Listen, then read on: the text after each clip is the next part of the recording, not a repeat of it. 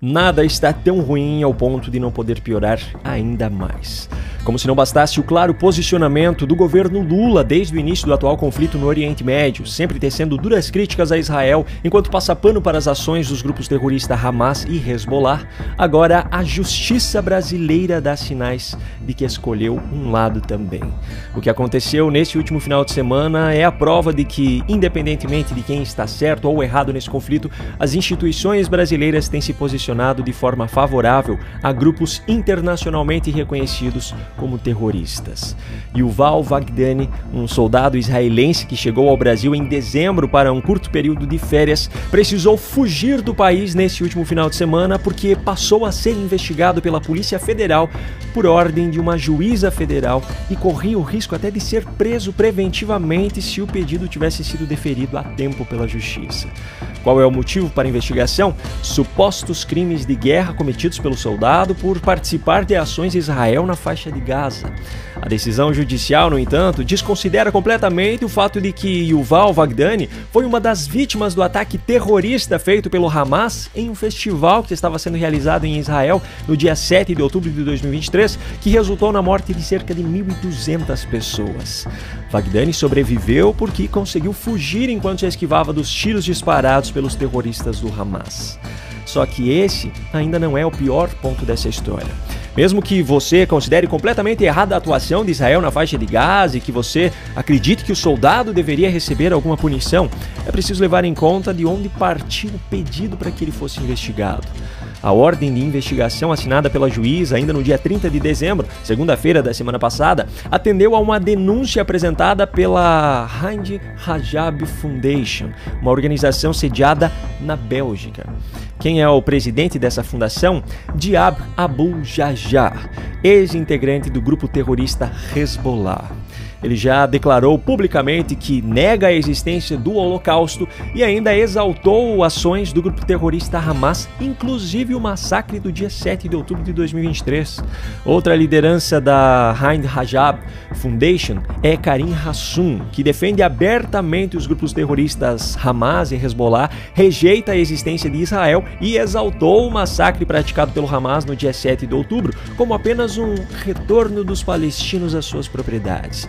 E aqui vale um parêntese para fazer um esclarecimento. Concorde você ou não com a atuação de Israel hoje, é fato que ao longo dos últimos 80 anos, 5 propostas de divisão de território entre israelenses e palestinos já foram feitas e intermediadas por países ou entidades estrangeiras, inclusive a própria ONU. Propostas que incluíam divisão em áreas equivalentes entre os povos. As 5 foram aceitas pelos representantes de Israel, mas recusadas pelos representantes dos palestinos. As divergências se intensificaram ainda mais com o Hamas tomando poder em Gaza. O grupo terrorista simplesmente não aceita a existência do Estado de Israel e do povo judeu. Isso está, inclusive, no estatuto de fundação do grupo.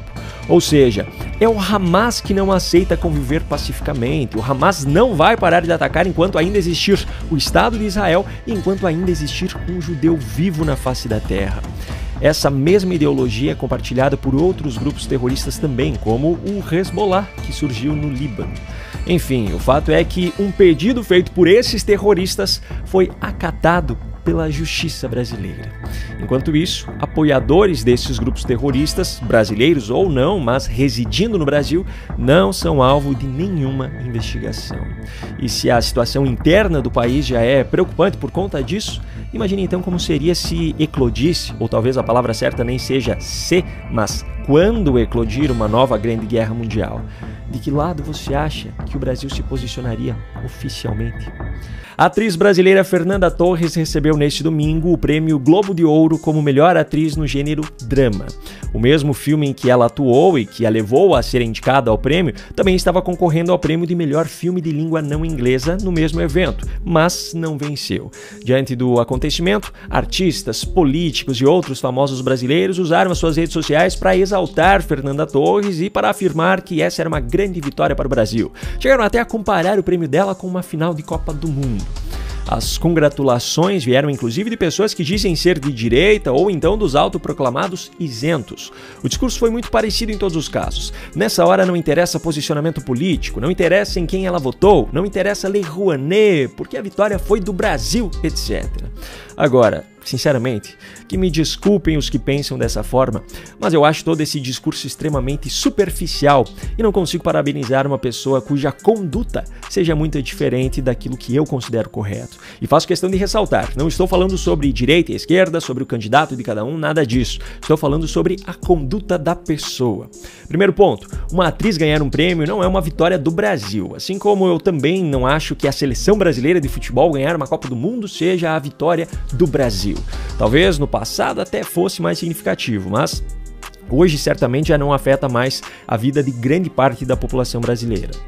Vitória para o Brasil seria pagar menos impostos e ter mais retorno de investimentos em infraestrutura e educação, saúde.